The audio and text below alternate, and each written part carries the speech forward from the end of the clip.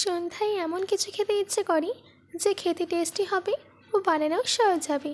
তাই আজ আমি আপনাদের জন্য একটা ইজি ইভিনিং স্ন্যাক্সের রেসিপি নিয়ে চলে এসেছি, তাও আবার বয়েলড আলু দিয়ে। তো চলুন বেশি দেরি করবো না, শুরু করছি আমার আজকের এই সহজ রেসিপি। হ্যালো ফ্রেন্ডস, আমি পিনু, কুক উইথ পিনুতে আপনাদের সবাইকে স্বাগত।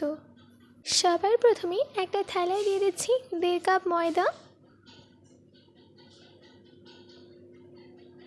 1/2 চামচ নুন, 4 চামচ ঘিটাকে আমি গলিয়ে নিয়েছিলাম। এবার এই সব কিছুকে ভালো করে মিশিয়ে নিতে হবে।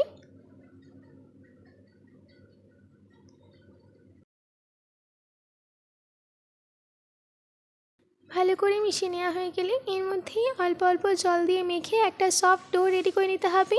যদি আমার আজকের এই রেসিপিটি আপনাদের ভালো লাগে তো প্লিজ লাইক করবেন, ও আপনারা যদি এই রেসিপিটি ইউটিউবে দেখেন তো সাবস্ক্রাইব করে পাশে থাকা বেল আইকনটি ক্লিক করে দেবেন, আর যদি ফেসবুকে দেখেন তো পিনাস কিচেনকে ফলো করে দেবেন। আর এই রেসিপিটিকে প্রচুর পরিমাণে প্রত্যেকের কাছে শেয়ার করতে একদম ভুলবেন না। আমাদের এখানে সফট ডো রেডি হয়ে গেছে। এবার ঢাকা দিয়ে আধ ঘন্টার জন্য রেস্টে রেখে দিতে হবে। এবার আমি একটা ছোট বলে দিয়ে দিচ্ছি 3 চামচ ময়দা, 6 চামচ জল। এবার ময়দা আর জলটাকে ভালো করে মিশিয়ে নিতে হবে আর একটা গাঢ় স্লারি তৈরি করে নিতে হবে। আমাদের এখানে ময়দার গাঢ় স্লারি রেডি হয়ে গেছে। এবার একটা কড়াইতে দিয়ে দিতে হবে 1 লেডেল ফুল সাদা তেল। তেল গরম হয়ে গেলে দিয়ে দিতে হবে 1/2 চামচ মৌরি, 1/2 চামচ জিরে আর মৌরিটাকে 10 সেকেন্ডের জন্য ভেজে নিতে হবে। তারপর এর মধ্যে অ্যাড করে দিতে হবে একটা মিডিয়াম সাইজের কেটে রাখা পেঁয়াজ, 2টো কাঁচা লঙ্কা কুচি। পেঁয়াজ আর কাঁচা লঙ্কাটাকে 1 মিনিট মিডিয়াম ফ্লেমে সতে করে নিতে হবে। তারপর এর মধ্যেই দিয়ে দিতে হবে কারি পাতা দেওয়ার পর কিছুক্ষণের জন্য এটাকে ভেজে নিচ্ছি। প্রায় 15 সেকেন্ডের জন্য এটাকে ভেজে নিয়েছি। এবার এর মধ্যে দিয়ে দিচ্ছি 1 চামচ আদা রসুন বাটাটাকে ততক্ষণ ভেজে নিতে হবে যতক্ষণ না এদের মধ্যে থেকে কাঁচা গন্ধটা বেরিয়ে যায়। তারপর এর মধ্যে অ্যাড করে দিতে হবে 1/2 চামচ হলুদ গুঁড়ো, 1 চামচ লঙ্কা গুঁড়ো, 1/2 চামচ ধনে গুঁড়ো, 1/4 টেবিল স্পুন গরম মশলা গুঁড়ো, 1/2 চামচ চাট মশলা, স্বাদ মতো নুন। এবার এই সব কিছুকে 1 থেকে 2 মিনিট মিডিয়াম ফ্লেমে রান্না করে নিতে হবে।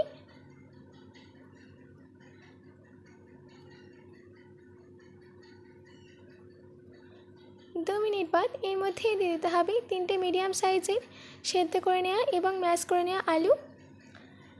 এবার আলুটাকে এই সব কিছুর সঙ্গে ভালো করে মিশিয়ে নিতে হবে আর 2 মিনিট মিডিয়াম ফ্লেমে রান্না করে নিতে হবে। 2 মিনিট বাদ এর মধ্যে দিয়ে দিতে হবে ধনেপাতা কুচিটা দেওয়ার পর আবারও ভালো করে মিশিয়ে নিচ্ছি। ব্যাস, আমাদের আলু স্টাফিং রেডি। এইদিকে আমাদের আধ ঘন্টা হয়ে গেছে।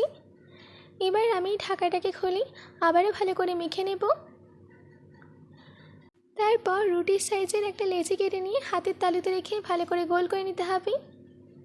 গোল করে নেওয়া হয়ে গেলে একটা প্ল্যাটফর্মে রেখে ওর উপরে শুকনো ময়দা ছড়িয়ে ভালো করে বেলে নিতে হবে।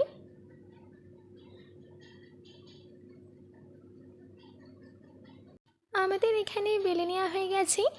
এবার একটা ছুরির সাহায্যে চারিদিকটা সমান করে কেটে নিতে হবে।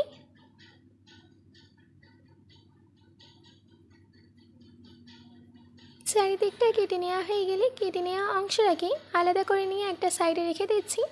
তারপর ছুরির সাহায্যে 4টে ভাগে এটাকে কেটে নিতে হবে।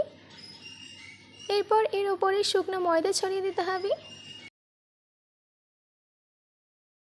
শুকনো ময়দা ছড়িয়ে নেওয়া হয়ে গেলে একে একে এই 4টে ভাগগুলোকে একসঙ্গে রেখে দিতে হবে। তারপর একটু প্রেস করে দিয়ে এটাকে বেলে নিতে হবে।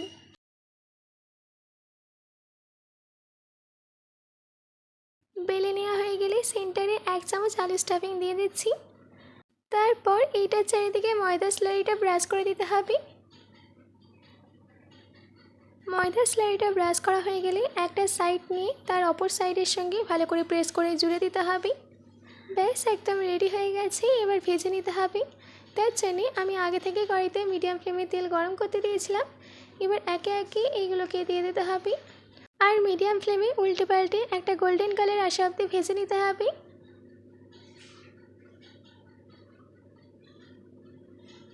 দেখুন একটা সুন্দর গোল্ডেন কালার চলে এসেছে। এবার এইগুলোকে তেল থেকে তুলে নিচ্ছি। আশা করছি আমার আজকের এই রেসিপিটি আপনাদের ভালো লেগেছে। বাড়িতে এটি অবশ্যই ট্রাই করবেন ও কমেন্ট করে জানাবেন যে কেমন হয়েছে। আজকের মতো এটুকু, আবার দেখা হচ্ছে অন্য কোনো রেসিপি নিয়ে। ভালো থাকবেন, সুস্থ থাকবেন।